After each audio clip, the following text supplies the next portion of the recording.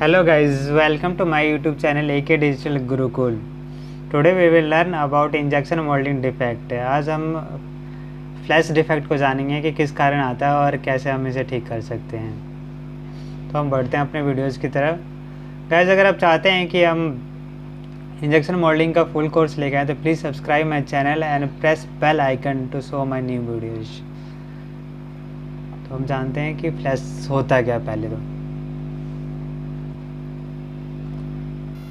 सबसे पहले हम देखते हैं इसे फ्लैश होता क्या है। तो ये है हमारा फ्लैश, जो हमारा प्रोडक्ट है इसमें एक्स्ट्रा मटेरियल है, उसे हम कहते हैं फ्लैश। ये आप देख सकते हैं,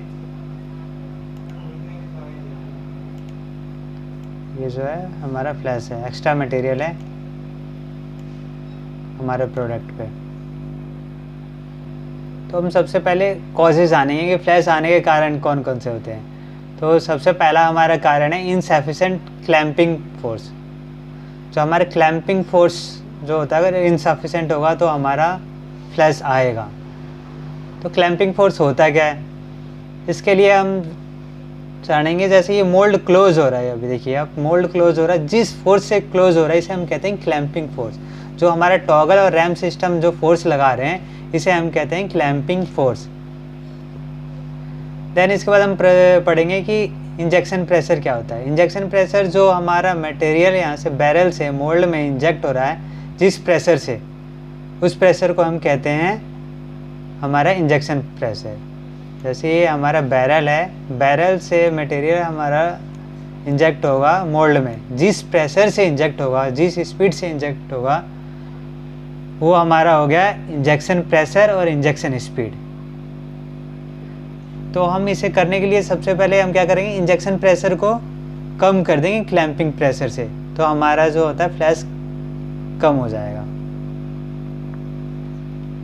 देन अगला पॉइंट है mould has defect like mismatching of core and cavity. जो मोल्ड है ये हमारा, इसमें इसका जो कोर एंड कैविटी है ये अगर मिसमैच हो रहा है तब भी हमारा फ्लैश आएगा। जैसे ये हमारा कैविटी हो गया, ये कैविटी है और ये कोर है, और इनकी पार्टिंग लाइन अगर मिसमैच हो रही है तब भी हमारा फ्लैश आएगा।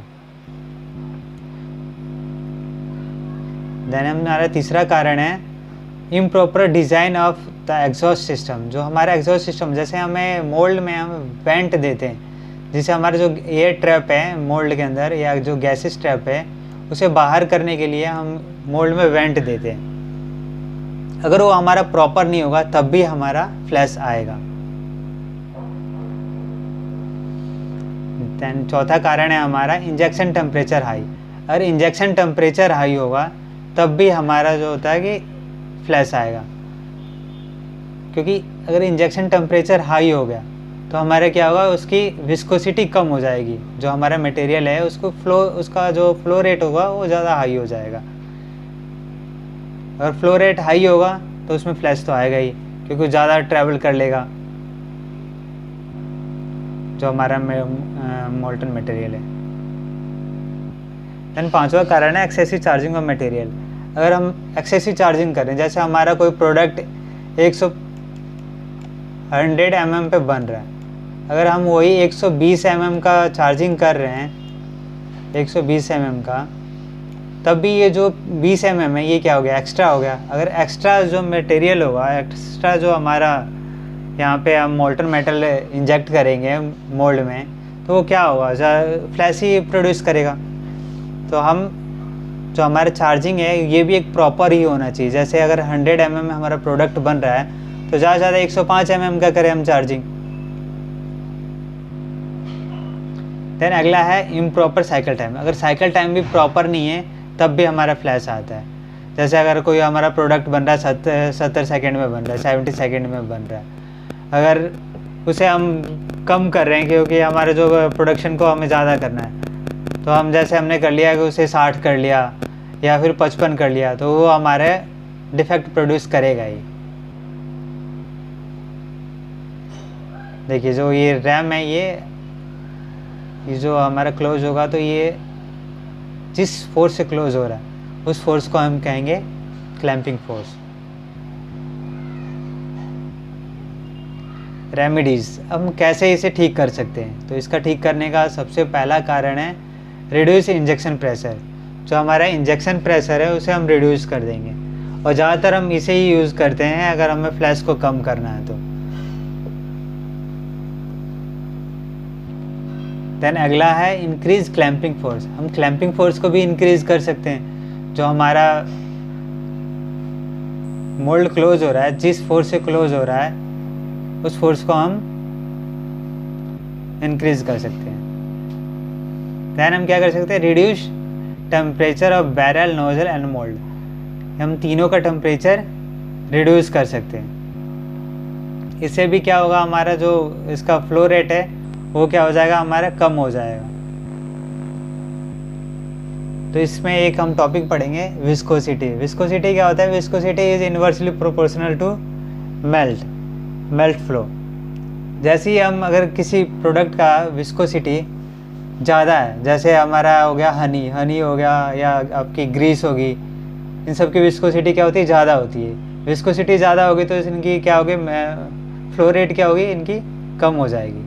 और जैसे वाटर है, वाटर की विस्कोसिटी कम होती है, इसकी विस्कोसिटी कम है तो ये क्या होगा, ज़्यादा होगी, इसकी फ्लो रेट क्या हो जाएगी, ज़्यादा हो जाएगी।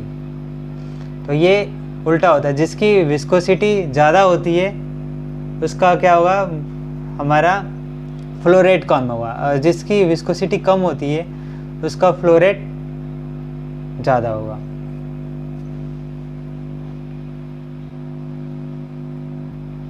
दैन इसके बाद हम एक और हम कर सकते हैं कि हम क्या कर सकते हैं, चार्जिंग को रिड्यूस कर सकते हैं। जैसे मैंने अभी आपको बताया था कि 100 mm में हमारा कोई प्रोडक्ट बन रहा है और हम उसकी चार्जिंग कर रहे हैं 120 mm, तो ये क्या हो गया, हमारा चार्जिंग ज़्यादा हो रहा है। तो हम इस चार्जिंग को रिड्यूस कर सकते हैं। 100 mm को बन रहा है तो 105 कर लिया, तो हमारा जो होगा कि मटेरियल एक्स्ट्रा नहीं जाएगा मोल्ड के अंदर, एक्स्ट्रा नहीं जाएगा तो फ्लैश प्रोड्यूस नहीं करेगा। और फिर mould went should be proper. जो हम मोल्ड वेंट देते हैं इसके अंदर की मोल्ड के अंदर कोई गैसेस ट्रैप ना हो, एयर ट्रैप ना हो, क्योंकि अगर ट्रैप होंगे, गैसेस ट्रैप होगा तो क्या प्रोड्यूस करेगा, बर्न मार्क प्रोड्यूस कर देगा। तो अगर वो प्रॉपर होगा, मोल्ड वेंट जो होता है ज़्यादा भी नहीं होनी चाहिए। अगर ज़्यादा होगा तो वहाँ से क्या हो जाएगा, हमारा मटेरियल फ्लो करने लगेगा, मटेरियल बाहर फ्लो करेगा जिसकी वजह से फ्लैश आ जाएगा। अगर कम होगा तो उसमें गैसेस ट्रैप हो जाएंगे। तो ये प्रॉपर होना चाहिए, मोल्ड वेंट जो होता है प्रॉपर होना चाहिए। Mismatching of core and cavity. अगर कोर एंड कैविटी का मिसमैचिंग है तो क्या होगा, एक साइड जो होगा आपका शॉर्ट प्रोड्यूस हो रहा है, जैसे एक प्रोडक्ट हमने प्रोड्यूस किया, ये जैसे हमने एक कोई प्रोडक्ट प्रोड्यूस किया, एक साइड हमारा क्या होगा, फ्लैश आ रहा है, तो दूसरा साइड हमारा क्या आ रहा है, कहीं शॉर्ट आ रहा है। तो ये मिसमैचिंग की वजह से हो रहा है।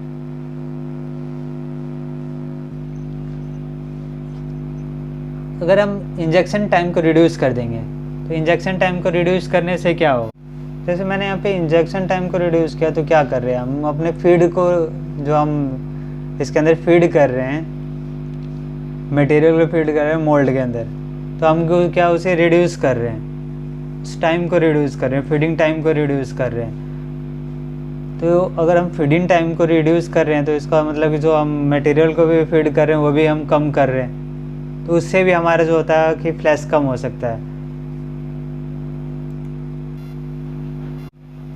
इसमें एक और होता है कि हम अपनी साइकिल टाइम को भी इम्प्रॉपर कर रहे हैं। जैसे मैंने बताया आपको कि 70 सेकंड में कोई प्रोडक्ट बन रहा है, अगर हम उसे 60 सेकंड 55 सेकंड में करना चाह रहे हैं तो हम क्या करेंगे, उसमें जो हमारा वैसे बैरल टेम्परेचर है उसे हाई करना पड़ेगा, नोजल टेम्परेचर भी हाई करना पड़ेगा, मोल्ड टेम्परेचर भी हाई करना पड़ेगा। तो ये हम अगर ये सब चेंजेस कर रहे हैं, साइकिल टाइम को ज़्यादा ही कम कर रहे हैं, अगर ज़्यादा कम कर रहे हैं तो उसके अंदर तो डिफेक्ट तो आएगा ही, जाहिर सी बात है डिफेक्ट आएगा। हमें कूलिंग टाइम को कम करनी पड़ेगी, कूलिंग टाइम कम करेंगे तो वारपेस डिफेक्ट आ जाएगी। अगर हम ज़्यादा ही उसका टेम्परेचर हाई कर रहे हैं तो उसके अंदर क्या हो जाएगा, आपके डिग्रेड होने लग जाएंगे मटेरियल। अगर मटेरियल बैरल में डिग्रेड होने लगे तो वो भी आपको डिफेक्ट को प्रोड्यूस करेंगे। आपके जो होगा कि सिल्वर डिफेक्ट आने लगेंगे और मटेरियल ज़्यादा डिग्रेड हो गया तो इसमें हम इतना ही साइकिल टाइम रिड्यूस करें कि हमारे मटेरियल में कोई उसका इफ़ेक्ट ना पड़े। ज़्यादा अगर हम कर देंगे, उसकी साइकिल टाइम कम कर देंगे तो फिर उसके अंदर स्ट्रेंथ भी उसकी कम हो जाती है। इसके अगले वीडियोज़ में हम बात करेंगे शॉर्ट डिफेक्ट के बारे में। Thanks for watching.